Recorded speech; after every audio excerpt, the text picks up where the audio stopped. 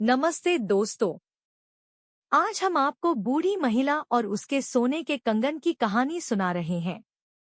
आइए सुनते हैं ये कहानी। एक गांव में एक बूढ़ी महिला रहती थी। उसके कोई संतान नहीं थी। वह अकेली ही अपने घर में रहती थी। उसके पास सोने के 4 कंगन थे।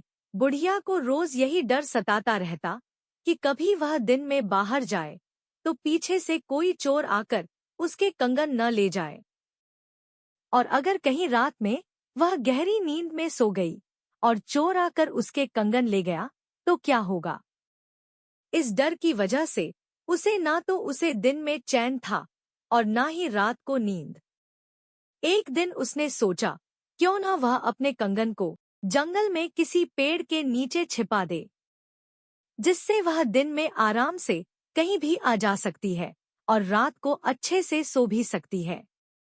अगली रात जब पूरा गांव सो गया, तब वह चुपचाप अपने घर से निकली और जंगल की तरफ चली गई।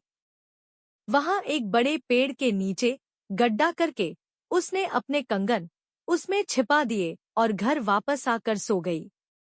अब वह निश्चिंत थी कि उसके कंगन अब पूरी तरह से सुरक्षित है।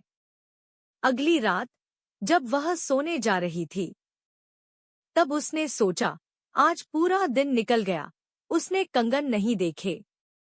उसके कंगन जंगल में सुरक्षित तो होंगे ना। क्यों न एक बार वह जाकर यह सुनिश्चित कर ले, तभी उसे अच्छे से नींद आ पाएगी। जब पूरा गांव सो गया तो वह चुपचाप जंगल की ओर चली गई और उस पेड़ के नीचे खोद करके अपने कंगन देखे। कंगनों को सुरक्षित देखकर वह मन ही मन बहुत खुश हुई। उसे अपनी इस योजना पर अभिमान होने लगा कि उसकी चतुराई के कारण अब उसके कंगन सुरक्षित है। वापस अपने घर जाकर वह आराम से सो गई। अब यह उसका रोज का नियम बन चुका था कि सबके सोने के बाद वह जंगल जाती, अपने कंगन को खोद कर देखती और वापस वही रखकर घर आकर सो जाती।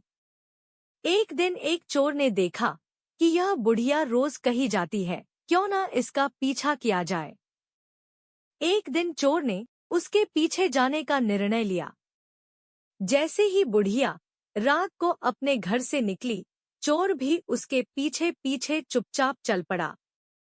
उसने देखा बुढ़िया एक बड़े पेड़ के नीचे गड्ढा खोद रही है। उसने उसमें से कुछ निकाला और देखकर वापस वही रख दिया और वापस अपने घर की ओर चली गई।